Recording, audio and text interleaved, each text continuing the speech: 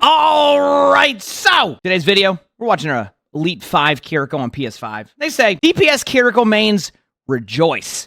For I've found a build where you almost never have to heal your team. Your clone does it all for you. I wanted to make a unique build that is cheap enough to get every game, regardless of mechanical skill. While the build that doesn't generate cash as quick, it is still stupidly fun and honestly really strong. The main reason for boosting attack speed instead of attack power is because you need to hit more headshots to reduce your cooldowns. For the last power, you can choose whatever power you want. For this game, I panicked and took Leaf on the Wind, but I think Fleetfoot would have been much better. Hope you try the build out for yourself. So, it sounds like a DPS build that you can rely on your clones to take care of the heals and not have to worry about any of that. So, we'll see what happens. Get an idea of how it goes. Just so I can see the initial build here, you have the clone one, and then you just got ammo, weapon power, just a kind of a normal attack speed, all that. Okay, cool. Let's see what happens. YouTube, welcome. Yeah, we're gonna do this one and go from there. 2, 1. I'm ready. I mean, the clone build is becoming a huge thing in this, but sometimes the clone build I see is the one that's like full damage and doesn't help heal. So I'm curious to see where like the clone kind of plays into that with the heals. So that's the part I'm intrigued by. No, it's just Kiriko that submitted the bot. Yeah, I think they're an elite on like PlayStation. They're just showing a build that's like a bit more of a heal build that you can also DPS as because your clones take care of the heals. Usually it's the other way around where your clone does all the damage. Or like not all the damage, but you can like cause some plays there, so. Cleanse didn't go through, that's fine. I mean, like, again, I'm not going to get too much into like the, oh, do this, do that stuff. I mean, it's, obviously you can take more angles, but your whole build is around your clone healing, so maybe it's, has to build up a little bit, you know? Oh no. 1 HP, holy crap. That, I don't know what the clone benefits from. I imagine it would benefit from... Does it benefit from everything, technically? Like, it just scales the same way as a Kiriko with, like, probably less damage? Or is it the same damage with less HP? Either way, we'll figure that out as we go. Because I'll start to see how the comp works. Again, first rounds are always just, like, play it like regular Overwatch with a little bit of more, you know... A little bit of a quicker pace. Good morning, morning. That Reaper's doing the flank teleporter build. As you know, I'm really good at that build, so surprising I can get kills with it. Aim's looking good. You're hitting your shots already, so that's nice. So they're in first person? Yeah, I mean, like I said, you can play this version in first or third. Yeah, I mean, first round, team kind of got rolled, so there's like nothing you can go off of there. Like, it wasn't even like, even if I wanted to like be able to give you some feedback on that one, not much I can do on that one feedback-wise either, because like it just, team got rolled and you're good to go. So next round, item-wise, you got the armaments one, which is where the kunai will bounce off a surface one time. It's actually pretty funny.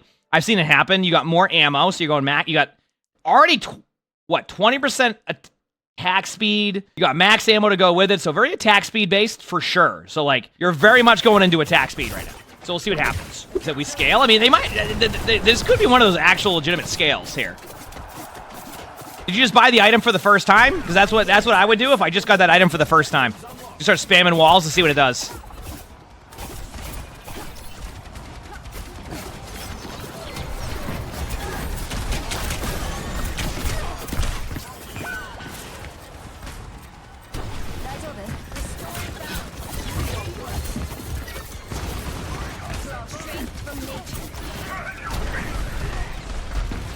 I guess the part I'm trying to understand with the Kiriko clone, does the Kiriko clone heal when, like, they're close to the Rhine?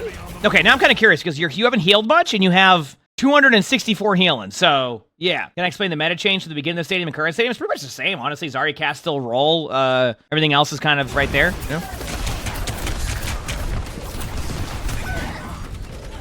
Because so far, it feels like you're kind of chilling with your team, not going for flanks, and then you have your clone there. So does Juno Torpedo still carry? Juno Torpedo's still good, yes. Attack speed would affect that, I think, yeah. I imagine it would.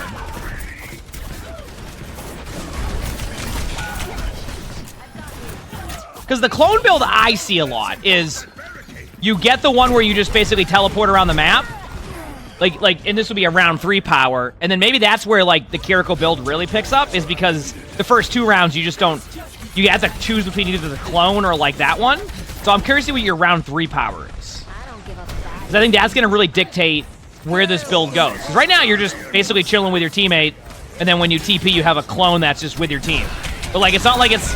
You said, like, the healing output, but you have 791 healing. Does that count as the... Does it count or show the clone heals? I don't know. That's the part I'm trying to figure out. I imagine it does, right? Because the damage shows there.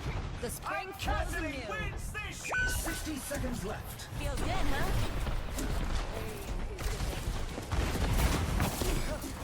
That's what I'm trying to figure out, is, like, where it goes. But I always feel like you got to give a lot of builds till round 3 at least. Sometimes round 5, depending. That cleanses, yep, there. Yep, teleporting in.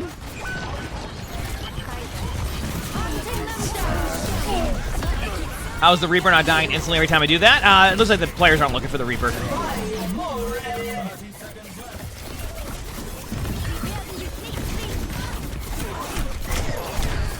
Not bad. And that looked good there. That play was good.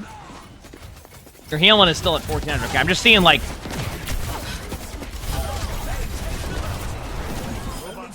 Nice job, though. There's an item for Kiriko where teleport heals your team. I wonder if that's the item that happens, and that would make sense. If that's an item... Because, like, again, I don't have enough Kiriko time to know the items as well.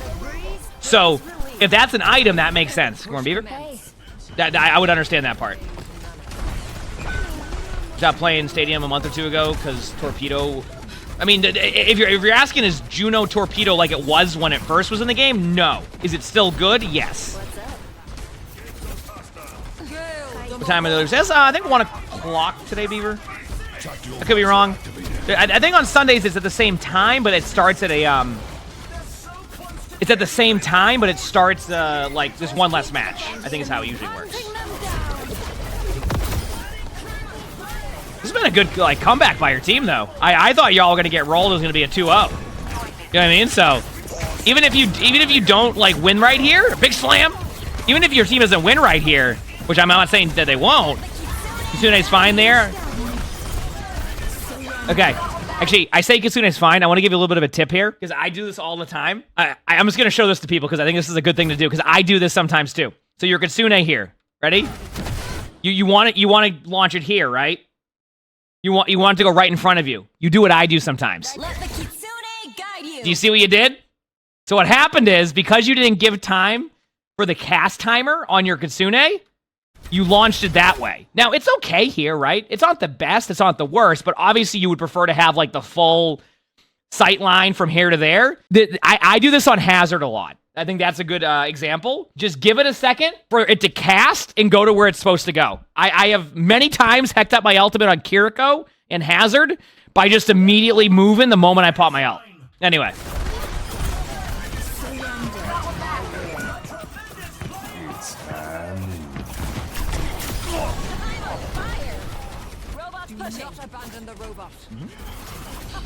Good job by your team here. That was not looking good at first, and your team rolled. That was a tough one, too, especially in Stadium, where, like, ult economy and management is way, way different. So, good job, though. 1-1. Guarantees you're not going to lose. I mean, not get mercy rolled, that is. Okay. Okay, so for the second one here, you went with Keen Kunai. Kunai critical hits decrease active ability cooldowns by 15% and refund 3 ammo. That's a good one, especially if you're hitting crits. You're upgrading to attack speed, so you're at 40% attack speed. Just to point that out, chat, this is a full attack speed right now. I mean, no weapon power, no ability power, 40% attack speed, and that's it. So you're really all in the attack speed.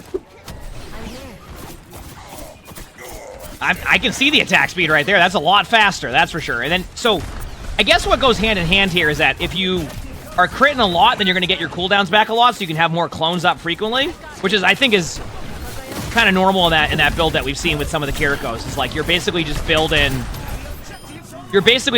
up your cooldown so quickly. So it's an interesting build.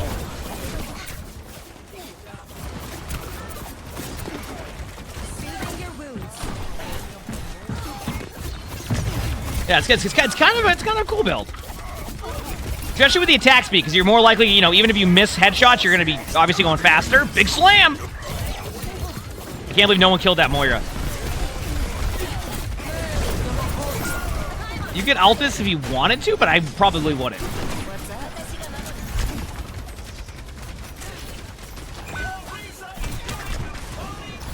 Is it good to go all in one stat? I mean, I've gone in on...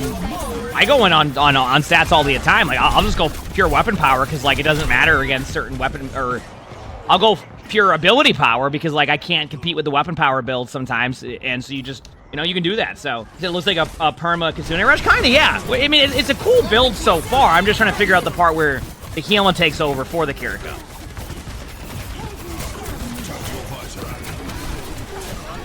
It's got to be with that item that was mentioned, right? The attack speed part makes sense. You're built into an attack speed build where you're going to have your swift step basically on cooldown because if you hit multiple headshots, right? And you get ammo back. So I get the part of it. It's just I'm trying to figure out where the rest is on it. Yeah. Because I've seen a lot of Kirikos take the one where you can teleport in any direction and then you can flank a lot and then do the same thing. So it's interesting to see how it builds. But maybe that's the round 5 power? Yeah, your team, I don't think it's touched the point here, so this is just a... Yeah. Okay, so, again, went okay there. Wasn't spectacular for your team, but at least, you know, that previous round could be the reason why this game goes on a lot more. So far, as Kiriko, you've done 5,000 healing in 3 rounds. So that's what I'm trying to see is, like, because you said your clone's going to heal for you. Item-wise, you finally got weapon power here, so you got icy coolant. You kind of kept everything else the same, so you're keeping the, you know... Little bit of a couple item increases, but icy, no, not even a couple. You literally got icy coolant, so we'll see how it goes. Well, that's why I'm trying to see where this goes, because round 5, I think, is going to be a real telltale sign of, like, how this build works. It's just...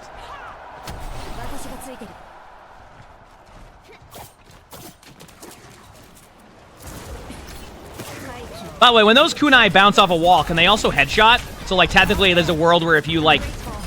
your crosshair placement's higher and you headshot a lot off of those walls, you'll be able to get your cooldowns up quicker, technically, right?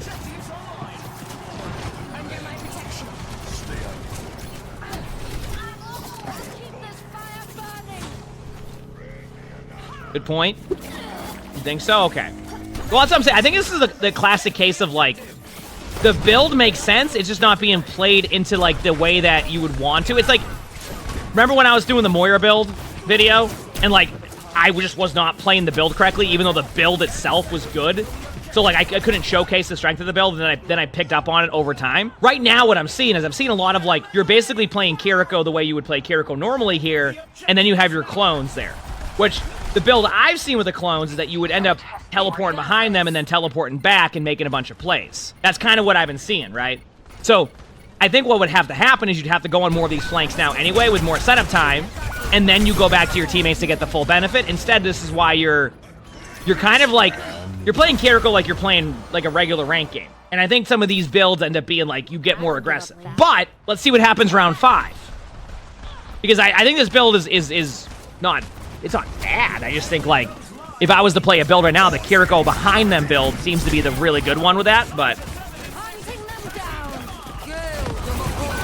Sometimes you got to give these, you know, these builds time to cook, right? So. It's like my experience with the Reaper TP build. What do you mean? I was amazing at Reaper, okay? Wait, what are you trying to say? I was dominating as Reaper in that, all right? Right, chat? Okay, so now you're down 3-1. But round 5 is where the game changes, where it gets better. Okay, so let's see what happens in round 5. You got Leaf on the Wind. Healing Ofuda bounces to another ally up to 2 times. Healing for 30% of the normal amount. That's good. Does that also work with the clone? I assume, right? So, like, is this where it steps up? Also, you've now got your attack speed to 50%. And you got booster jets, so you get movement speed. So, like, your build is cool. Like, you're gonna be shooting fast. You're gonna have a lot of cooldown, like, you know, coming back to you. You're gonna move around a lot. Now, the question is, will you play that playstyle? It also depends if the leader, if the actual scoreboard tracks healing from a clone. Because if it doesn't, then your healing is still, it hasn't been extremely high in Kiriko, which, I mean, you don't have to have it be super high in Kiriko, just the way the build was explained. I'm trying to figure that part out. This is good, by the way, you taking these angles, these off angles.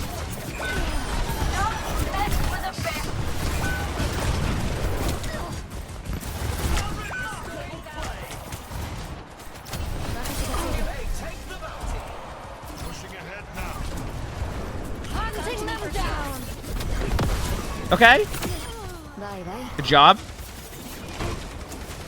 Carried on the wind.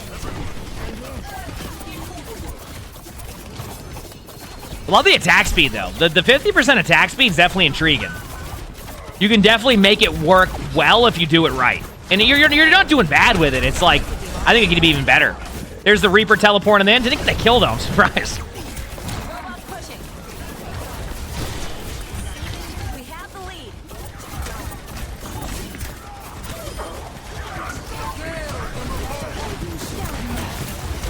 Washed away. I'm loving the attack speed. This is where the attack speed gets even more intense when you have your Kitsune out. If you're actually in it. And that cast really wanted you, huh? No, the clone does DPS too. Like, so whenever I go up against Kirikos now that are literally taking over lobbies, and like the kill feed will just be their clones getting kills. Like, literally will dominate. I'm just looking again here on the stats line. Yeah, unless it's on tracking it, like, I'll explain something in a second here with this build.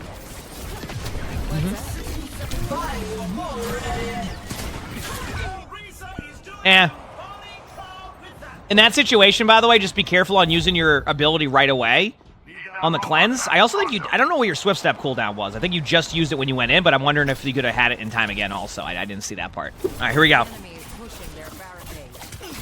Hey, good shots. It's definitely a fun build. I can see that part of it.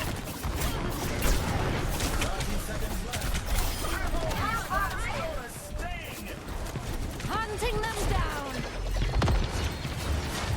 Well, that's what I'm saying. That's the build that I think is the really strong version of the clone build, where like you basically just teleport around the map and you leave Kiriko clones everywhere when you do it, and it's really strong. Good job there.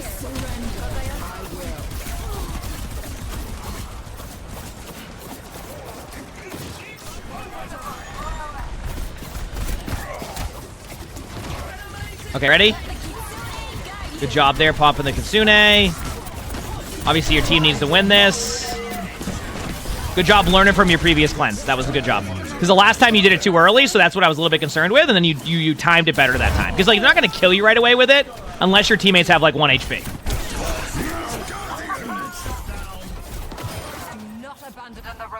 Not bad. That was a good round there. Again, though, and I just want to read this correctly. Yeah, it says right here, I found a build where you almost never have to heal your team. Your clone does it all for you. So is it like, is the clone actually getting all the heals, or is it just you're doing a bunch of damage so you don't have to heal? Either way, like the clone builds are great. I'm just trying to figure out where the healing aspect of it comes into play.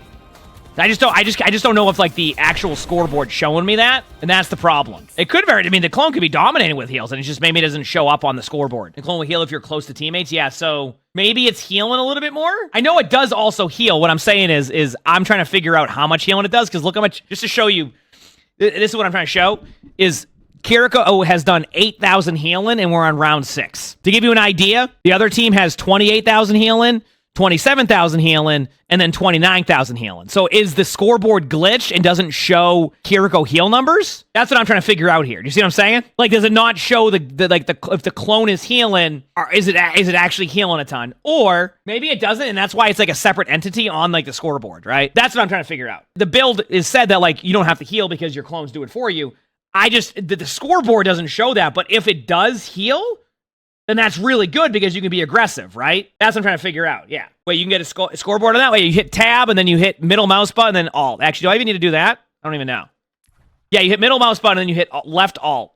This is, I don't know what it is on console, but it'll tell you bottom right, see? It doesn't show any of the clone stats, then that would make sense. So more than likely, okay, so if it doesn't show the copy stats, then the build makes more sense to me now.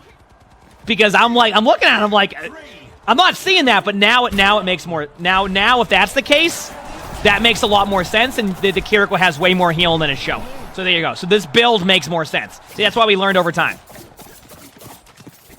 So it's more of like a chiller version of the current clone build we're seeing.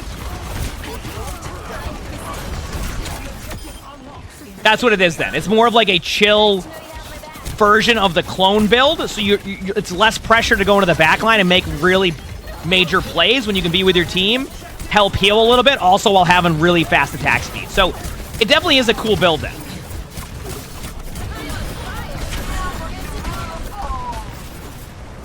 That makes sense. You're right. You might farm too much stadium cash if the clone contributed to the scoreboard, so it's not aligning with that. That could make sense. Although I will say, again, I'm not huge on this, like the scoreboard, like watching and being like, you know, this and that, etc. Right? I don't do that a ton. But what I'm saying here is, if teammates hit tab and they see their Kiriko only has 800 healing, but you have a build where your Kiriko's actually healing for 6,000 throughout the game because of how it's played, that's a bit of a different story, right? So I think there needs to be a way that it doesn't give you a bunch of stadium cash, but it shows your teammates that your Kiriko is actually hitting the heal button. So that's what I'm saying. Like that's more of like that side of the game. You know, where it would be good to show it only so that way your teammates aren't hitting tab and going, yeah, my Kiriko's doing nothing.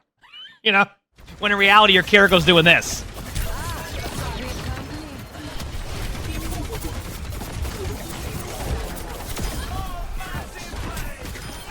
Yeah.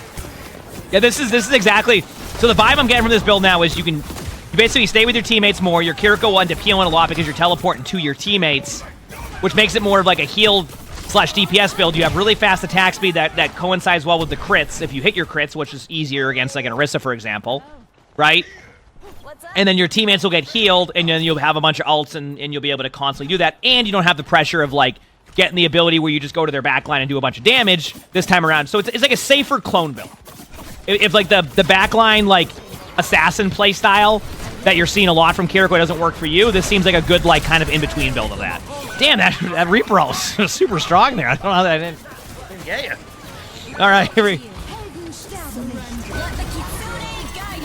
Even here, if you lose this, that's fine in the Kitsune. Maybe I'll give this build a try.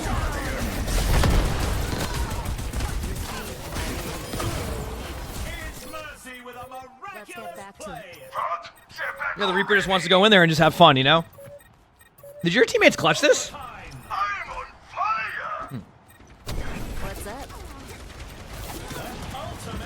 I don't know how the weapon power scales with the clones. My guess is it probably does, because I get rolled by clones half the time. Maybe it's at a reduced damage or something. Or maybe it's the same. You didn't know you were spectating one of my Reaper games from a what do you mean? What is this Kiriko's build looking like? I'm going to show it in the last round anyway. I go through each round, and I'll kind of explain it all. The build has made more sense over time. It goes to a round 7, so we're going to go to the armory phase here. I wish I could see the armory phase in Spectator, just so I could like look at some of the other stuff. I know that's a lot. It's not like a necessity, but okay. So left alt here. This is the. I'm just looking at the scoreboard here. So yeah, I think you're right. I think what happens is the scoreboard isn't even showing like your increased damage or that, and it makes sense. So you're actually doing a lot better than the scoreboard showing. And then so here's the final build. Yeah, you can see it. So it went Clone Conjuration into Keen Kunai into Leaf on the Wind, which there was discussion there where Leaf on the Wind was kind of like a really quick one. You can do a different one. And then the last one you got was Triple Threat. After using Swift Step for 4 seconds, your secondary fire throws 2 additional kunai in a spread that deals less damage. So this goes really well with the whole build, yes. So what you're seeing differently here in this build, what you see from a lot of other Kiriko builds, is a lot of the aggressive assassin style is you get the power where you can teleport anywhere and you go behind them and then you teleport out. Your build is a little bit more geared toward just really good attack speed, and that's what it is. I mean, you have 65% attack speed with no other increased stats, right? So yeah, your build is a safer clone build that benefits your teammates and allows you to kind of just have some fun with your attack speed. It's kind of rare to see this. I actually might try this build because you see some of these Kiriko builds, but they don't quite go into like 65% attack speed. So I'm curious to see where it goes. You see me on Reaper, you go AFK, game's already won. Yeah, Reaper's unreal. I mean, don't get me wrong. There's good moments with Reaper. My playstyle did not quite go as well. Yeah, I love the attack speed though. And then obviously you get benefits from hitting crits. Obviously late game round 7, like everybody's just vibing, but I like this. That's cool. Now you get out. Now you're being a little bit more aggressive, but like you're being aggressive based off of you establishing positioning. Yeah, this build scales really well. I can see why it's fun because again, like when you're playing the clone build, like it's on you to get a bunch of like really cool kills with it. So I love the way that this kind of shifts away from that and you have a good time. That's cool. Heck yeah. You're actually being more aggressive now too. I wonder if it's because you just feel like you've scaled your power as much. It's good, yeah. if attack speed boosts the clone speed. That's what I'm thinking it does, is that, because I can't, like, spectate the clone, but my guess is it probably just mirrors what you're doing, right? So if the attack speed scales with the clone, regardless of the headshots, that's really strong. So,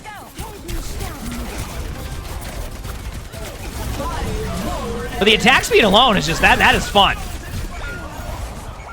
That is fun. I like that. Yeah, I'll give this build a try. Why not? Maybe I'll queue a support game after this and try it out, right? You've played with some clone in practice range to try to figure out, you think it prioritizes heals on teammates and then does damage, which to that statement makes sense as to why this build works the way it does. And at first I was confused because the scoreboard wasn't aligning, but as it went on, we discovered that it does work that way. So what's happening is the Kiriko's build is designed around prioritize heals, let the Kiriko do damage, but with the safety of your team in comparison to the clone build that you see where it's like, you're going into the back line, you're just trying to kill 3.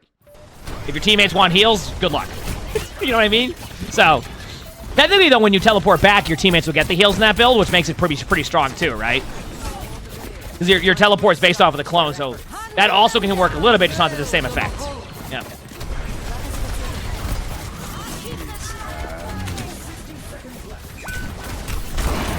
Good shots. During the queue, I could do another spectating as well. I mean, with this queue times and support, yeah, true. Actually, speaking of that, someone is submitting a VOD apparently of a 50-minute game.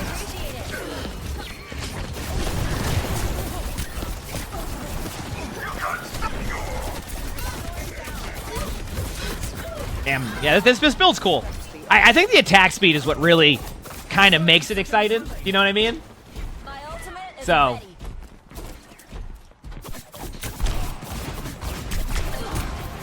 Yeah, 50 minutes, I know. Oh, damn, that Reaper roll. Woo! Damn, I don't know how your team escaped that. Oh, there you go, get rolled. See? That's what I get for memeing it. That was actually a really well-timed Reaper play. It really is just about the timings, which I learned is you don't want to lead in with it. You just need to wait till you see the HP low and then make the play. My problem is, like, I want to go in and do something. There you go. At this rate, we won't be in the lead for much longer. Hunting them down. Wait for it.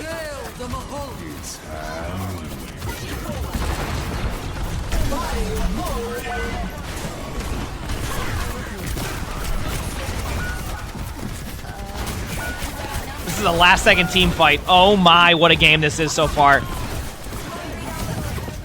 Now, I wonder if there's a world where, like, you could still win this. Healing your Moira would help, too.